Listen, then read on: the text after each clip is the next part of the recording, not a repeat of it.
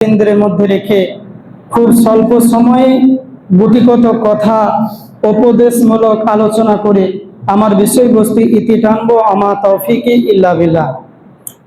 সম্মানিত দিনী ভাইরা, এই যে আমরা কোরবানি করছি, এটা আমাদের কি উদ্দেশ্য? আমাদের উদ্দেশ্যটা কি? যদি আমাদের উদ্দেশ্য থাকে কুরবানি গোশত খাওয়া, তাহলে সেটাই হবে। যদি আমাদের উদ্দেশ্য থাকে একটা মোটা তাজা বড় দেখে একটা পশু কিনে গ্রামের মানুষকে, পাড়ার মানুষকে দেখাবো যে দেখো আমার কত টাকা, দেখো আমি কত টাকার মালিক হয়েছি, সেই জন্য আজকে সব থেকে বেশি দামি, গ্রামে কেউ কিনতে পারেনি এত বড় একটা দামি পশু আমি কোরবানি দিচ্ছি, যদি এই উদ্দেশ্য থাকে। রাসূলুল্লাহ সাল্লাল্লাহু আলাইহি ওয়াসাল্লাম তিনি বলছেন, ইন্নামাল আমালু বিন্নিয়াত, প্রত্যেকটি নেক আমল হবে নিয়তের উপরে নির্ভরশীল। আপনার নিয়ত, আপনার অন্তর কি কল্পনা করছে। আগে আপনাদেরকে বললাম, যদি আমাদের নিয়ত থাকে যে আমি একটা মোটা তাজা দামি দেখে একটা পশু কোরবানি দিব, যাতে করে গ্রামের মানুষ অবাক হয়, পাড়ার মানুষ অবাক হয়, এটা আপনার নিয়তে যদি থাকে তাহলে কোরবানি কবুল হবে না। যদি আপনার নিয়ত থাকে যে আমি গোশত খাবো, তাতে যাই হবে হোক না কেন, আমি গোশত খাওয়ার জন্য কোরবানি দিচ্ছি, এই জন্য আমাকে একটা ভালো পশু দিতে হবে, এই জন্য আমাকে একটা গরু বা একটা উট বা একটা ছাগল বা একটা দুম্বাকে ক্রয় করে কোরবানি দিব, যাতে করে আমি গোশতটা বেশি পাই। অথচ দেখা যায় কোরবানির সময়ে আমরা কোরবানি করি, আমরা প্রভাবশালী লোক, আমাদের টাকা পয়সা আছে, আমাদের ক্ষমতা আছে, সেই জন্য আমরা কোরবানি করি। যে দেখা গেল একটা ভাগে পর গোশের সংখ্যা বা গোশের যেটা পেলাম, সেটা দেখা গেল 15 থেকে 20 কেজি মাংস আমরা পেলাম। সেই মাংস আমরা কি করি, গোটাটাই বাড়িতে ভরে নিই। অথচ আমরা গ্রামে কে ফকির আছে, গ্রামে কে কোরবানি দিতে পারিনি, কে দুর্বল শ্রেণীর মানুষ আছে, তাদের খোঁজ খবর কিন্তু আমরা নিই। এইরকম যদি আপনার উদ্দেশ্য থাকে যে আমাদের পরিবারটাই শুধু গোশত খাবে, এই জন্য আমি কোরবানি দিয়েছি, তাহলে কোরবানি গ্রহণযোগ্য হবে না। আর যদি আপনার নিয়ত থাকে, যদি আপনার থাকে যা একমাত্র এই কোরবানিটা শুধুমাত্র দিচ্ছি আল্লাহকে সন্তুষ্টি করার জন্য, আল্লাহর নৈকট্য হাসিলের জন্য, তাহলে ইনশাআল্লাহ কবুল হবে। এর আগের জুমাতে আপনাদের কাছে আলোচনা করেছিলাম ইব্রাহিম আলাইহিস সালামের কোরবানি, প্রাচীন ইতিহাস আপনাদের কাছে আলোচনা করেছি। আমরা যে কোরবানিটা পালন করছি, এটা আমি আগের জুমাতে বলেছিলাম যে এটা আমরা ইব্রাহিম আলাইহিস সালামের সুন্নত পালন করছি। তো ইব্রাহিম আলাইহিস সালাম কেমন ভাবে নিয়ত করেছিলেন? কোরআন মাজিদ খোলেন, সূরা আনাম 162 নম্বর আয়াতের মধ্যে আল্লাহ সুবহানাহু ওয়া তাআলা তিনি বলছেন, কুল ইন্না সলাতি ওয়া নুসুকি ওয়া মাহিয়ায়া ওয়া মামাতি লিল্লাহি রাব্বিল আলামিন, অবশ্যই আমার নামাজ, আমার কুরবানি, আমার জীবন, আমার মৃত্যু বিশ্বজগৎ প্রতিপালকের জন্য। তাহলে ইব্রাহিম আলাইহিস সালাম তার নিয়তকে ঠিক রাখলেন। তিনি নিয়ত করলেন কি, যে আমার সলাতটা হবে আল্লাহর জন্য, কুরবানিটাও হবে আল্লাহর জন্য, পৃথিবীতে আমি বেঁচে থাকবো আল্লাহর জন্য, মৃত্যু হবে তাও আল্লাহর জন্য। কিন্তু এই নিয়ত যদি আমাদের মধ্যে না থাকে, তাহলে কুরবানি কবুল হবে না। দ্বিতীয়ত, আল্লাহ সুবহানাহু ওয়া তাআলা তিনি বলছেন যে ইন্না আতাইনাকাল কাউসার, হে নবী আমি আপনাকে কাউসার দান করেছি। কাউসার কি জিনিস? কিয়ামতের ময়দানে একটা হাউজে কাউসার বলে একটা নদী থাকবে, যেখানে পানি থাকবে। যখন মানুষ নাফসে নাফসে করে ছুটে বেড়াবে, মানুষের মাথার নিচে পর্যন্ত যখন সূর্যকে নামিয়ে দেওয়া হবে, মানুষের মজ্জা যখন টকবক টকবক করে ফুটতে থাকবে, কান দিয়ে মুখ দিয়ে বেয়ে বেয়ে পড়বে, মানুষ চিৎকার মেরে ছুটে বেড়াতে থাকবে। সেদিন মায়ের সঙ্গেও দেখা হবে, মা পরিচয় দিবে না। ইয়াউমা ইয়াফিরুল মারউ মিন আখিহি ওয়া উম্মিহি ওয়া আবি ওয়া সাহিবাতিহি ওয়া বানি। সেদিন ভাই থাকবে, বাপ থাকবে, চাচা থাকবে, স্বামী থাকবে, স্ত্রী থাকবে, কেউ কাউকে পরিচয় দিতে চাবে না। শুধুমাত্র চিন্তা করবে, কেউ যদি আমার কাছে নেকি চেয়ে বসে, কেউ যদি আমার কাছে একটা নেকি চেয়ে বসে, তাহলে এই মহা বিপদের দিনে আমি আর রক্ষা পাবো না। সেই জন্য সে ছুটে বেড়াতে থাকবে। আল্লাহ নবী বলছেন, কেউ যদি হাউজে কাউসারের পানি পান করে, তাহলে কিয়ামতের ময়দানে তার আযাবটা বা তার যন্ত্রণাটা একটুকু, কষ্টটা একটুকু কমবে। সেদিন যখন আমরা কিয়ামতের ময়দানে ছুটে বেড়াবো হাউজে কাউসারে পানি পান করার জন্য, আমি চলে যাব হাউজে কাউসারের কাছে, তখন আল্লাহ নবী জনাবে মুহাম্মদ রাসূলুল্লাহ সাল্লাল্লাহু আলাইহি সাল্লাম বলবে, তোমরা ভেগে যাও, দূর হয়ে যাও, তোমরা আমার উম্মত নও। তোমাদেরকে আমি হাউজে কাউসারে পানি পান করাতে পারবো না, তোমরা আমার উম্মত নও। এই জিনিসটা যেন আমাদের মধ্যে না হয়ে যায়। অতএব অন্তরে যে আমরা নিয়তগুলো করব, সেটা খালেস অন্তরে নিয়ত করে কুরবানি করব, যাতে করে আল্লাহর নৈকট্যটা হাসিল করা যায়, আল্লাহকে খুশি করার জন্য, পরওয়ারদিগারের খুশি করার জন্য। আল্লাহ সুবহানাহু ওয়া তাআলা বলছেন, ফাসাল্লি লিরাব্বিকা ওয়ানহার। অতএব হে নবী, তুমি নামাজ আদায় করো এবং কুরবানি করো আমার উদ্দেশ্যে। তাহলে বিশ্বনবী জনাবে মুহাম্মদ রাসূলুল্লাহ সাল্লাল্লাহু আলাইহি সাল্লামকে আল্লাহ বললেন যে, হে নবী, আমি তোমাকে হাউজে কাউসার দিয়েছি, অতএব তুমি আমার জন্য সালাত আদায় করো এবং আমার জন্য কুরবানি করো। তাহলে কুরবানির আগে কিন্তু সালাত আসলো, ভালো করে বুঝবেন, কুরবানির আগে সালাত আসলো। এই সালাত আসার কারণ, এই সালাতটা এই জন্য আল্লাহ সুবহানাহু ওয়া তাআলা দিলেন। আল্লাহ সুবহানাহু ওয়া তাআলা অন্য আয়াতে বলছেন, সূরা আনকাবুত আয়াত নাম্বার 45 এর মধ্যে আল্লাহ বলছেন, ইন্নাস সালাতা তানহা আনিল ফাহশাই ওয়াল মুনকার ওয়ালা যিকরুল্লাহি আকবার ওয়াল্লাহু ইয়ালামু মা তাসনাউন। আল্লাহ সুবহানাহু ওয়া তাআলা বলছেন, কেউ যদি সালাত আদায় করে, কেউ যদি নামাজ পড়ে, তাহলে সে নির্লজ্জ, অবৈধ, নোংরামি কাজে সে লিপ্ত হবে না। এবার বোঝা গেল অত্র আয়াতের দ্বারা, যদি কেউ সালাত আদায় করে, তাহলে সে খারাপ কাজে পা বাড়াবে না। এবার আপনাকে আমি বলি, যে সালাত আদায় করে না, তার কুরবানি কবুল করা হবে না।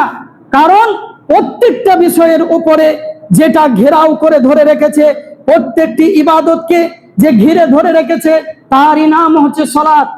মুহাম্মদ সাল্লাল্লাহু আলাইহি সাল্লাম বলেন, সিলসিলার মধ্যে হাদিসটি বর্ণিত হয়েছে, রাসূলুল্লাহ সাল্লাল্লাহু আলাইহি সাল্লাম বলছেন যে, আবু হুরায়রা আনাস রাদিয়াল্লাহু তাআলা থেকে বর্ণিত, মুহাম্মদ সাল্লাল্লাহু আলাইহি সাল্লাম বলেন, আউয়ালু মা ইউহাসাবু বিহি আবদুহু ইয়াউমাল কিয়ামাতিস সালাত। কিয়ামতের ময়দান যখন অনুষ্ঠিত হবে, আল্লাহ যখন হিসাব নিকাশ করবে, সর্বপ্রথম সালাত সম্পর্কে জিজ্ঞাসা করবে। আউয়ালু মা ইউহাসাবু বিহি আবদুহু ইয়াউমাল কিয়ামাতিস সালাত ফাইন্না সালাওয়ালাহু সাইরু আমালিহি। যদি তার সালাত গ্রহণযোগ্য হয়, আল্লাহর কাছে যদি কবুল হয়ে থাকে, তাহলে সমস্ত আমল কি হবে? গ্রহণযোগ্য হয়ে যাবে। ওয়াইন ফাসাদাত সাইরু আমালিহি। আর যদি সালাত গ্রহণযোগ্য না হয়, তাহলে সমস্ত আমলকে লাল কালি দিয়ে কেটে দেওয়া হবে, সমস্ত আমলকে নষ্ট করে দেওয়া হবে।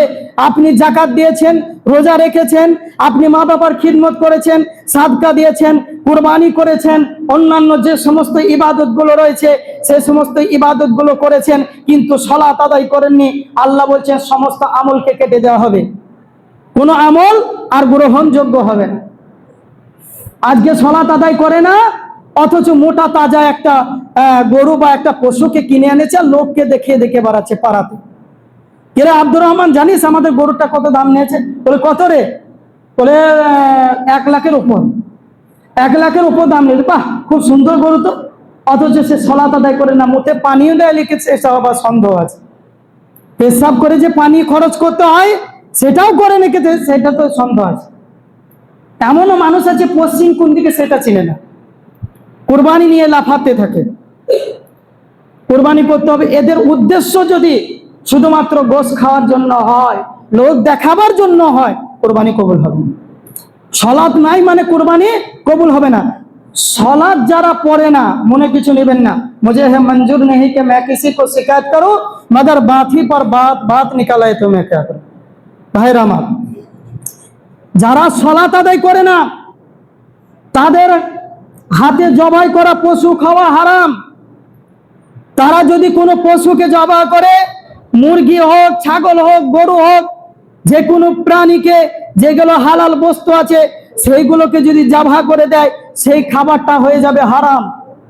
যারা সালাত আদায় করে না, সালাত যারা আদায় করে না তারা এত নিকৃষ্ট, সব থেকে যদি নিকৃষ্ট পশু পৃথিবীতে থাকে তার থেকেও নিকৃষ্ট হচ্ছে যারা সালাত আদায় করে। যারা সালাত আদায় করে না তার থেকেও নিকৃষ্ট। ইমাম আবু হানিফা রাহমাহুল্লাহ তিনি বলছেন, কেউ যদি সালাত না আদায় করে তাহলে তাকে জেলের মধ্যে ভরে দাও, জেলের মধ্যে ভরে দিয়ে পিটিয়ে তাকে সালাত আদায় করার জন্য বলো।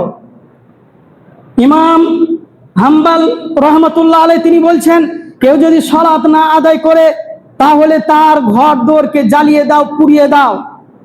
এটা আমার কথা নয়, বিখ্যাত মনীষী ইমাম আহমদ বিন হাম্বাল তিনি বলেছেন এই কথা।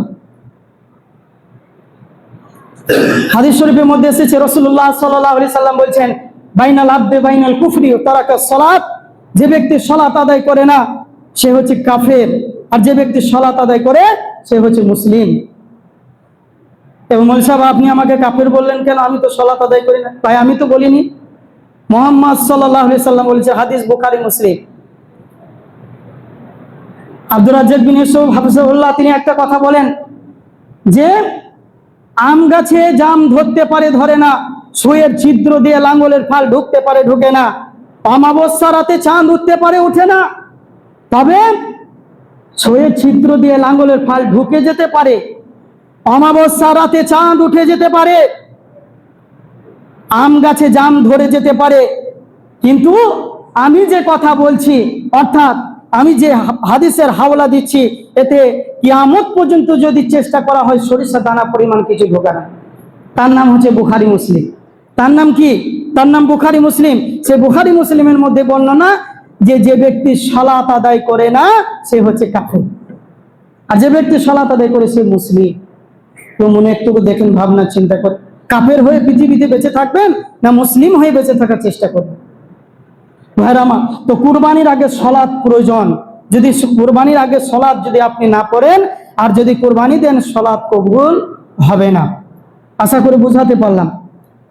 এরপরে আসুন, আল্লাহ সুবহানাহু ওয়া তাআলা অন্যত্র বলছেন যে লা ইয়ানাল্লাহু লুহুমুহু ওয়ালা দিমাউহা ওয়ালাকিন ইয়ানালুহু তাকওয়া মিনকুম।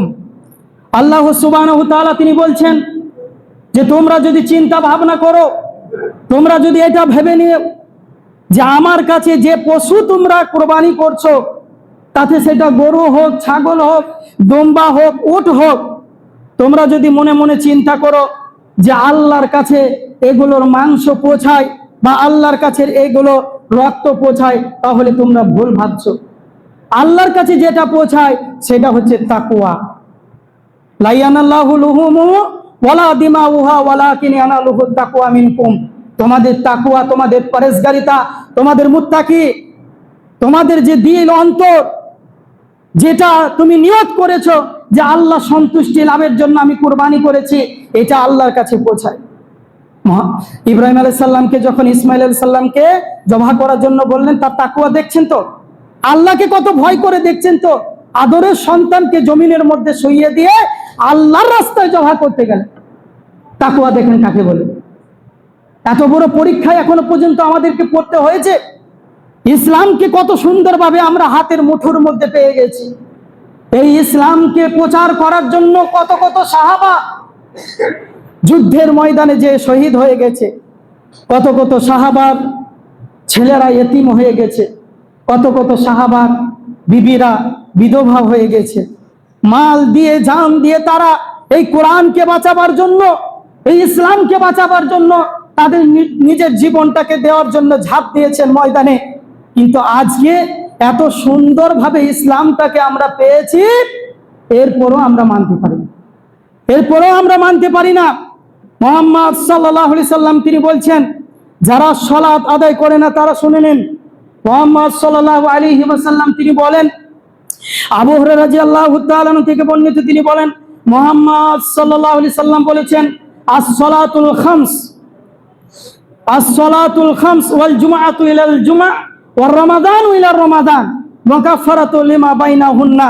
মুহাম্মদ সাল্লাল্লাহু আলাইহি সাল্লাম তিনি বলছেন, কেউ যদি সালাত আদায় করে এক জুম্মা থেকে অপর জুম্মা, এই মধ্যবর্তী স্থানটা যে সময়টা রয়েছে, এই সময়ে যত পাপ করবে সাগীরা পাপ, সমস্ত পাপকে আল্লাহ সুবহানাহু ওয়া তাআলা ক্ষমা করে দেবেন। সুবহানাল্লাহ বলবেন না?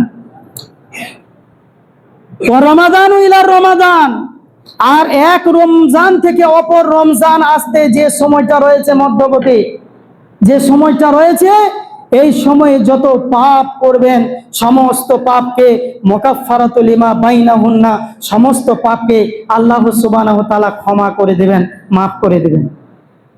এত সুন্দর করে রাসূলুল্লাহ সাল্লাল্লাহু আলাইহি সাল্লাম আমাদের কাছে এই বাণীগুলো পৌঁছে দিলেন, অথচ আমরা মানতে পারি না, অথচ আমরা মানি না। পৃথিবীর সমস্ত জায়গায় ঘুরে বেড়াচ্ছি, পৃথিবী কঠিন থেকে কঠিনতা অবলম্বন করে কাজ করে টাকা ইনকাম করে আনতে পারছি, কিন্তু 5 মিনিট আল্লাহকে সময় দিতে পারি না। বিপদে যখন পড়ি মৌলানা সাহেবের কাছে এসে বলি, একটু দোয়া করবেন তো আমার জন্য। বিপদে যখন পড়ি একবার এসে মসজিদে 2 বার ঠুকে, মাথাটাকে ঠুকে আল্লাহকে বলছে, আল্লাহ আমাকে বিপদ থেকে উদ্ধার করে দাও। তখন তুমি কেন আল্লাহকে ধরলে? কেন তুমি আল্লাহকে ধরলে? তোমার তো ক্ষমতার বিশাল বহার, তোমার তো বিশাল ক্ষমতা আছে, তোমার তো রক্তের তেজ এত যে তুমি ছুটে বেড়াচ্ছ সারা দুনিয়ার মোহে পড়ে। তখন তুমি আল্লাহকে একবার চিন্তা করে দেখলে না? আল্লাহকে একবার কলবে অন্তরে ভাবনা করে দেখলে না যে যেই আল্লাহ আমাকে শ্বাস প্রশ্বাস দিয়ে পৃথিবীর বুকে বাঁচিয়ে রেখেছেন, একবার শ্বাস নিলে যদি 1 লাখ টাকা দাম হতো, 1 লাখ টাকা একবার শ্বাস দিয়ে আবার নেওয়ার পর যদি 1 লাখ টাকা দাম নিত, তাহলে আপনি বলুন তো সারাদিনে কত শ্বাস প্রশ্বাস আপনি নেন, যেটা ফ্রিতে আল্লাহ বহন করছেন। যে সুস্থ শরীর আপনার জন্য রেখেছে আল্লাহ, কত বড় নিয়ামত, সেই সুস্থ শরীর নিয়ে আজকে পৃথিবীর বুকে বিচরণ করছি। আচ্ছা, সেই আল্লাহর জন্য কতবার কেঁদেছি, সেই আল্লাহর কাছে কতবার বলেছি, আল্লাহ আমি গুনাহ করে ফেলেছি, আমি অন্যায় করে ফেলেছি, আল্লাহ তুমি আমাকে ক্ষমা করে দাও, মাফ করে দাও। আল্লাহ সালাত আদায় করতে পারিনি, আল্লাহ বড় অন্যায় করে ফেলেছি। সালাত আদায় এমন ভাবে করতে হবে যে 1 ওয়াক্ত যদি ছুটে যায় তাহলে আমার মনটা কষ্ট হবে, দুঃখে আমার অন্তরটা ফেটে যাবে। হাই আল্লাহ, আমি 1 ওয়াক্তের সালাত ছেড়ে দিলাম। আল্লাহর কাছে যখন আবার সময় পাবেন এসে আল্লাহকে দুটি হাত তুলে বলো, আল্লাহ আমি অন্যায় করে ফেলেছি, আল্লাহ আমি জানি না, আমি কাজের মাধ্যমে ছিলাম, এই জন্য 1 ওয়াক্তের সালাত আল্লাহ আমার চলে গেছে, আল্লাহ তুমি আমাকে ক্ষমা করো, মাফ করো, আল্লাহ ক্ষমা করো। এরকম ভাবে সালাত আদায় করতে হবে। এই যুবকরা ছুটে বেড়াচ্ছে দিন রাত, বাপকে বলছে আমাকে একটা R15 কিনে দিতে হবে, বাপকে বলছে আমাকে একটা আইফোন কিনে দিতে হবে। কত দাম? 1 লাখ 1.5 লাখ। R15 এর দাম কত? 2.5 লাখ 3 লাখ। বাপ জমি জায়গা বিচে বেটাকে আইফোন, তারপরে আপনার দামি দামি গাড়ি কিনে দিচ্ছে, আর সেই বেটা দিন রাত চুলকে এমন ভাবে কেটে, যেমন বলেছিলাম এর অনেক আগে জমাতে, যে চারিধারকে কেটে দিচ্ছে আর সামনে একটা মাথার উপরে একটা বিরাসের মতো রেখে দিচ্ছে, সেটা আবার লাল করছে, তাছাড়া নীল করছে, বিভিন্ন রকম কালার করে সে দামি দামি গাড়িতে ছুটে বেড়াচ্ছে। আর ক্ষমতার কি বহার, কি যে দেখে বেড়াচ্ছে। যুবক, তুমি একবার চিন্তা করে দেখো, তুমি যে ক্ষমতা, তুমি যে মনে করছো যে পাড়ার লোক আমাকে বলছে খুব ভালো, পাড়ার লোক গ্রামের লোক আমাকে বলছে খুব ভালো, বাহ দারুণ স্টাইল করছো তো তুমি, এরকম ভাবে তুমি বাড়াচ্ছ। একবার তুমি মনে মনে চিন্তা করে দেখো, তুমি যদি একবার আল্লাহর রাস্তায় এসে একবার সেজদাতে পড়ে আল্লাহকে বলতে পারো, তোমার জীবনটাকে আল্লাহ পরিবর্তন করে দিবেন। কোনদিন বলেছেন? বাপ মা, আমাকে আফসোস লাগে একটা জিনিসে, যে এখনো পর্যন্ত এত সুন্দর করে ইন্টারনেট এসেছে, এত সুন্দরভাবে যে শিক্ষার সুবিধাগুলো আমাদের কাছে এসেছে, অথচ এখনো বাপ মারা, এমন বাপ মা আছে যারা সন্তানকে এখনো সুপরামর্শ দিতে পারে না, সন্তানদেরকে গাইড করে চালাতে পারে না। তাহলে তো শেষ বয়সে লাঠি ঝাঁটা খাওয়া ছাড়া উপায় না। দুইটা ছেলে, একটু বলে দিই, দুইটা ছেলেকে একজন ব্যক্তি মানুষ করেছে। একজনকে করেছে কি, আমি আলেম বলে আমার জন্যই বলছি তা নয়, এটা মনে নেবেন না, আমি বোঝাতে চাইছি কোন শিক্ষাটা গুরুত্ব বেশি। তো একজনকে মাদ্রাসায় ভর্তি করেছে, মাদ্রাসায় ভর্তি করার পর সে মৌলানা পাস করে সে আসলো। আর একজনকে ডাক্তার বানিয়েছে, যে যখন ডক্টরে পাস হয়ে গেছে, চাকরি পেয়ে গেছে, তখন মা বাবাকে ছেড়ে অন্য জায়গায় বাস করে। কিছুদিন পর যখন বাড়ি ফিরছে, তখন বেটা নামছে কি, শোট বুট পরে, একবারে টাকনুর নিচে কাপড় পরে। তারপরে তার বিবি নামছে একটা মশারি শাড়ি পরে, এত নোংরা পোশাক যেটা চোখে দেখা যায় না, সেই পোশাক পরে নামছে। তারপরে একটা নাতনি হয়েছে, পুতনি হয়েছে, সে গাড়ি থেকে যখন নামছে, তার সে পরে রয়েছে ওয়ান পিস পোশাক, আর বেটা স্যুট বুট পরে আছে, হাতের মধ্যে একটা সিগারেট ধরে আছে, টানতে টানতে বাপের সামনে এলো। বাপ বলছে, আরে আমি তো খুব কষ্টে আছি, আমার তো খোঁজ খবর নিয়ে না, তো আমাকে একটুকু, আমার শরীর খুব খারাপ, আমাকে একবার ডাক্তারখানা নিয়েছো, বা তুই তো নিজে ডাক্তার, একটুকু পরীক্ষা নিরীক্ষা করে আমাকে একটুকু সুস্থ করার চেষ্টা কর। বলে, বলো তোমাকে কি করব, দেখো না আমার এখন কাজ আছে, সময় নাই বেশি, একবার তোমাদেরকে দেখা করতে এলাম, এবার চলে যাও। আর যখন সেই বাপটা মারা গেল, পৃথিবীর বুক থেকে যখন চলে গেল, যে আলেমটাকে পৃথিবীতে তৈরি করে গেছে, যে কোরআনের শিক্ষা করেছে, হাদিস মুবারক শিক্ষা করেছে, সে দিনরাত আল্লাহর কাছে দোয়া করে, আল্লাহ রব্বির হামহুমা কামা রব্বায়ানি সগীরা, হে আল্লাহ আমার পিতামাতা যেমন আমাকে শৈশবকালে লালন পালন করেছে, আল্লাহ তুমি তোমার রহমতের কোলে আমার মা বাবাকে তুমি লালন পালন করো। জানাজা পড়ালো কে? তারা আলেম ছেলেটা। কত বড় ভাগ্য নিয়ে পৃথিবীর বুক থেকে গেল, বুঝতে পারছেন? আর আমরা এমন ছেলেকে তৈরি করছে, যে ছেলে দোয়া করলে আল্লাহ মানে প্রথম আসমান পর্যন্ত যাবেই না, পৌঁছবেন, এরকম ছেলেকে আমরা পৃথিবীর বুকে দেখে যাচ্ছি। আল্লাহ আমাদের কবুল করুক, সকলে বলুন আল্লাহুম্মা আমিন। অবশেষে আল্লাহর কাছে দোয়া করি, ওগো আল্লাহ আমাদের নিয়ত যেন পরিপূর্ণ হয়, খালেস অন্তরে যেন আমরা কোরবানি করতে পারি, এবং আমাদের উদ্দেশ্য যেন থাকে যে আমরা শুধুমাত্র আল্লাহর নৈকট্য হাসিল করার জন্য, শুধুমাত্র আল্লাহর নৈকট্য হাসিল করার জন্য, আল্লাহকে রাজি করার জন্য, আল্লাহ যেন আমরা কুরবানি করতে পারি। তুমি আমাদেরকে সেরকম ভাবে তৌফিক দান করো, সকলে বলুন আল্লাহুম্মা আমিন। আর একটা বিষয় যেটা গত জুমাতে আমি আপনাদের কাছে বলেছিলাম, যে ভাগে কোরবানি বিষয়টা, যেটা আপনাদের কাছে আমি তুলেছিলাম, তো শেষের দিকে বলেছিলাম টাইমের খুব সংকীর্ণ ছিল, সেই জন্য বিষয়টা হয়তো পরিষ্কার হয়নি।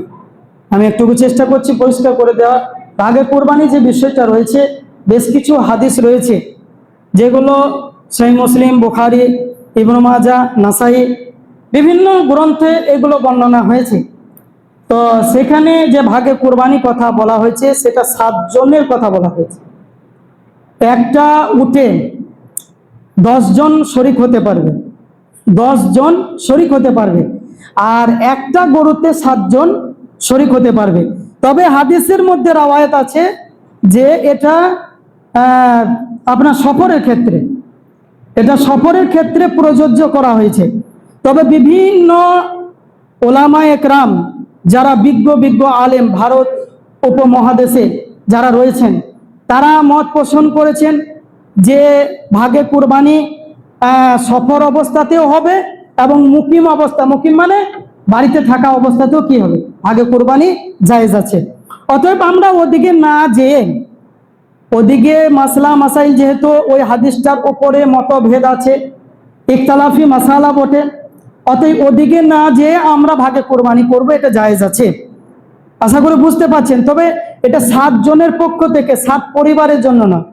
একটা পরিবারে আপনারা 10 জন থাকতে পারেন, এবার 10 জনের একটা পরিবারে আছেন, এবার আপনি একটা ভাগ দিলে সেই 10 জনেরই হবে, বোঝা গেল? একটা পরিবারে যদি 10 জন থাকেন, 20 জন থাকেন, 5 জন থাকেন, 7 জন থাকেন, তাদের জন্য যদি একটা ভাগ কুরবানি দেন তাহলে এটা গ্রহণযোগ্য হবে। এবার 7 জন আলাদা আলাদা ফ্যামিলি ধরেন, 7 জন আছেন, সেই 7 জন কি করবেন, একটা গরুতে কুরবানি দিতে পারবেন। এবার দেখা গেল যে 7 জন পুজছে না, একটা গরুতে 7 জন যে কুরবানি দিব, 7টা ভাগ দিব, তো পুজছে না, 7টা লোক পেছি না, তখন কি করবেন? 5 জন হলে 5 জনে দিবেন, 6 জন হলে 6 জনে দিবেন, 3 জন হলে 3 জনে দিবেন, এরকম ভাবে দেবেন। একটা উট দিচ্ছেন, 10 জন দিতে হয়, তো সেই 10 জন আপনারা পুজছে না, তখন 4 জন, 5 জন, 7 জন, 8 জন, যজন থাকবেন তজন দিয়ে একটা উটকে কোরবানি দেবেন। আর সব থেকে উত্তম যেটা, সেটা হচ্ছে একটা পরিবারের তরফ থেকে একটা পশুকে আল্লাহ রাস্তায় কুরবানি করা। এটা হচ্ছে সব থেকে উত্তম। যদি আপনার টাকা পয়সা থাকে, আল্লাহ বহু টাকা পয়সা দিয়েছে, ক্ষমতা দিয়েছে, তাহলে আপনি কি করবেন, একটা পশু আল্লাহ রাস্তায় কোরবানি করবেন। তাতে সেটা ছাগল হোক, ভেড়া হোক, দম্বা হোক, আপনার গরু হোক, মহিষ হোক, যেটাই হোক না কেন, আপনি চেষ্টা করবেন যে আল্লাহ রাস্তায়, যেহেতু আমার টাকা আছে, আল্লাহ আমাকে টাকা দিয়েছে, সেহেতু আমি আল্লাহ রাস্তায় একটা কোরবানি দেব। আশা করি বুঝতে পারছেন। আল্লাহ আমাদের সকলকে বোঝার এবং মানার তৌফিক দান করুক। সকলে বলুন আল্লাহুম্মা আমিন।